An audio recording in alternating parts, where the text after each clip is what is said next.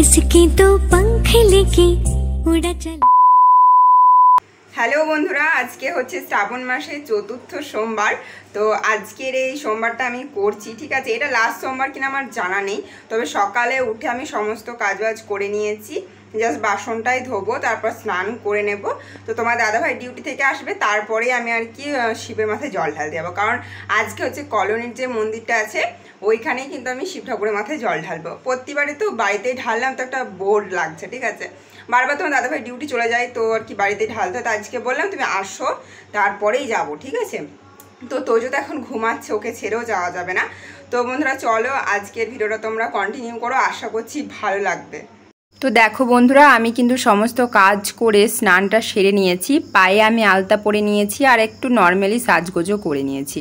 তো আমি এখন পুজোর ডালাটা সাজাচ্ছি। আমি কিন্তু দুটো সোমবারেই কোনো ফুল পুষ্প কিন্তু সেভাবে পাইনি। তোমাদের দাদাভাই বলল যে আমি এনে দিচ্ছি, হচ্ছে ধুতুরা ফুল, আকন্দ ফুল ও কিন্তু জোগাড় করে আমাকে এনে দিয়েছে। আর বেলপাতাটাও নাকি খুব সামনেই ছিল। ও আমাকে বলছে একবার বলতে তো পারতে। তো আর কি এই যে এনে দিয়েছে আমাকে সব কিছু। তো আমি ডালাটা সাজিয়ে এই যে বেরিয়ে পড়লাম। তোমাদের তোজো সোনা ওর বাবার কোলে আছে, ঠিক আছে। আমাদের ওপরে যে থাকে আর কি, সে সকালেই পুজোটা সেরে চলে এসেছে। আমি এখন যাচ্ছি, তাই আমাকে জিজ্ঞাসা করছিল। আমি আজকে শাড়িটা এখানের মানুষ যেভাবে পরে সেরকম স্টাইলেই কিন্তু পরেছি। সকাল সকাল মন্দিরে কিন্তু পুজো হয়ে যায়, আর হচ্ছে শিব পুজোর দিনে যে যখন আসে তখনই কিন্তু মন্দিরে পুজো দিয়ে যায়, ঠিক আছে। তাই মন্দিরের দরজাটা লাগানো ছিল। তো আমি যখন পুজো নিয়ে গেলাম তখন দেখলাম যে লাগানো রয়েছে, তাই আর কি আমি নিজে থেকেই খুলেছি। ভোলানাথের মাথায় জল ঢালার সময় যদি হাজব্যান্ড পাশে থাকে কতটা না মনে শান্তি লাগে, তাই না বন্ধুরা। তো এই যে দেখো আমি এখন ভোলে বাবাকে পুজো করে নিয়েছি, ঠিক আছে। আমি প্রথমে ভাবছিলাম এই যা চন্দনটা আনতে তো ভুলেই গেলাম, তারপরে দেখলাম না যে না, পাশে চন্দন বাটার রয়েছে। তো এই যে আমি এখন 3টে বেলপাতা নিয়ে চন্দনে লাগিয়ে ভোলে বাবাকে পুজো করে নিচ্ছি। তো বন্ধুরা আমি না একটা চোরো নিয়ে এসেছিলাম, মানে ওই যে ঘর টাইপের, ঠিক আছে, ওটাতে দুধ ছিল। এবার হচ্ছে আমি জলটা কিসে ঢালবো, দেখলাম ওইখানে আরেকটা কাঁসার ঘটি রয়েছে, তো ওদের ঘটিটা নিয়েই কিন্তু আমি জলটা ঢেলেছি, ঠিক আছে। তোজো সোনা এখানে বসে বসে দেখো আমার পুজো করা দেখছে।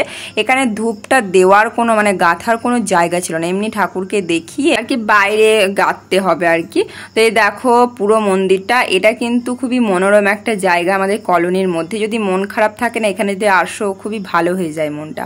তো এই দেখো একটা বট গাছের নিচে এই যে দুটো ভোলানাথ আছে এখানে, ঠিক আছে। তো একটা বাইরে আর একটা ছোট মতন মন্দিরটা গড়ে আছে না, তো সেটার ভেতরে। তো আমি এখন সেটাতেও পুজো করে নিচ্ছি। আমি আর কি আতো বলো মধু ঘি এগুলো সব বাঁচিয়ে রেখেছিলাম, ঠিক আছে। তো বেলপাতা পুষ্প এগুলো তোমার দাদাভাই অনেকটা বেশি করে এনেছিল। তো এই যে বাড়ির যে আমি শিব পুজো করি, তো বাড়ির আমার ভোলানাথের জন্য কিন্তু আমি পুষ্প রেখে দিয়ে এসেছি বাড়িতে গিয়ে করব। আর এখানে এখন আমি পুজো করে নিচ্ছি আর কি। তো সব কিছু বাঁচিয়ে রেখেছিলাম। তোমার দাদাভাই ভিডিও করে দিচ্ছিল। তোজো অনেকটা মানে নড়াচড়া করেছে, যার জন্য ক্যামেরাটা একটু লড়ে গেছে। তোমরা কিন্তু মানে একটু অ্যাডজাস্ট করে নিও।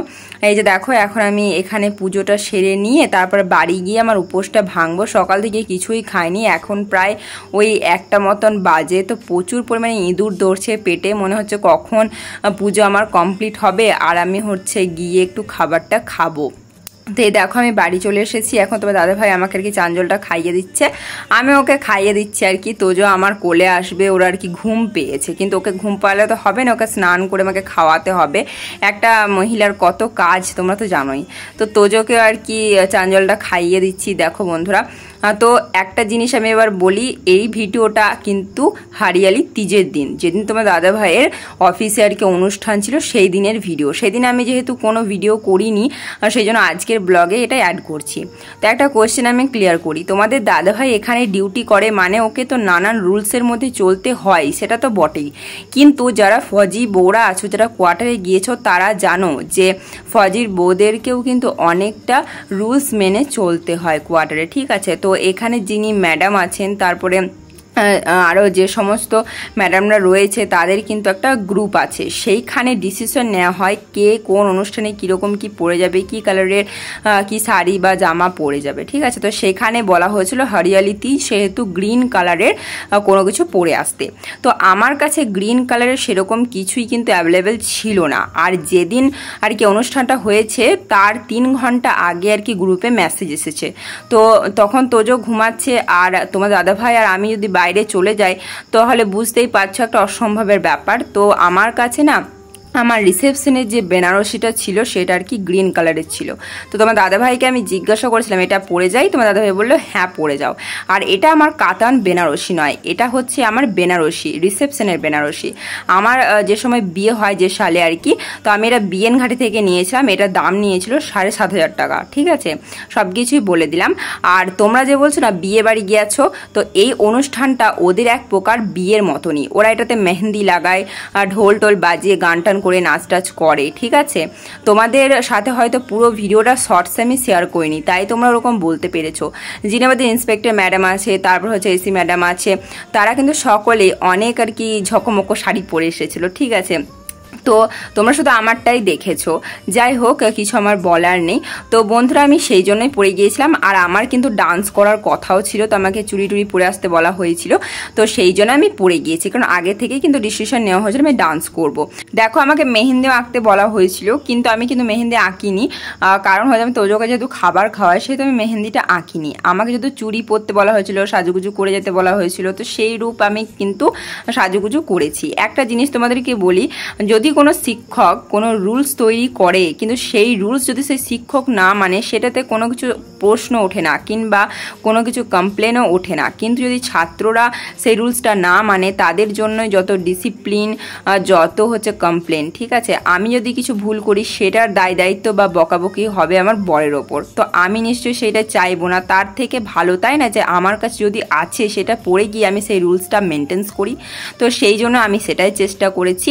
তো দেখো এরা হচ্ছে আমাদের ম্যাডামের 2 মেয়ে। ঠিক আছে, বড় মেয়ে আর ছোট মেয়ে। ও কিন্তু খুব সুন্দর গানও করে, এমনকি ডান্সও করে। তোমরা যে আমাকে বলছো না যে তুমি এত সেজেগুজে গিয়েছো, এই যে দেখো আমাদের এসি ম্যাডাম রয়েছে, তিনি এত বয়স হয়ে গেছে তা সত্ত্বেও তিনি কতটা এখনো রঙিন। যিনি ওই আকাশি কালারের শাড়ি পরে রয়েছে নেটের, সেটা দেখো। উনি মানে নিজেকে এখনো কতটা স্টাইলিশ রেখেছেন সেটাই দেখো। মানে বয়স হয়ে গেলে আমাদের ওইদিকে হয়তো বলবে যে এইরকম সেই রকম, তো দেখো উনি কতটা রঙিন। সেই রকমই আমি বলবো যে বয়স হয়ে গেছে বা হচ্ছে এখানে তেমন ওইখানে তেমন, কে কি বলবে এই সমস্ত ছাড়ো ভাই। জীবনে একদম মন খুলে বাঁচো, আনন্দে বাঁচো, নিজেকে আগে নিজে ভালোবাসতে শেখো। সবারই মন জয় করতে করতে নিজের ভালো লাগাগুলোকে বিসর্জন দিয়ে দিও না। ঠিক আছে, আগে তুমি নিজেকে আয়নায় দাঁড়িয়ে বলবে যে হ্যাঁ আমাকে সুন্দর লাগছে, পারফেক্ট লাগছে, তবেই না তুমি মানে আনন্দে বাঁচতে পারবে। নিজে যদি মুখ গোমরা করে গেলে পরকে ভালো রাখার জন্য, তাহলে আর কি করলে। তো যাই হোক, বাদ দাও, বললাম সব কিছু। এই যে খাবার দাবার আমরা খেয়ে নিয়েছিলাম, গরমে আমাদের অবস্থা একদম টাইট। তো চলো বন্ধুরা এখন আমরা বাড়ি যাই। ব্লগটা কেমন লাগলো অবশ্যই জানাবে। টাটা।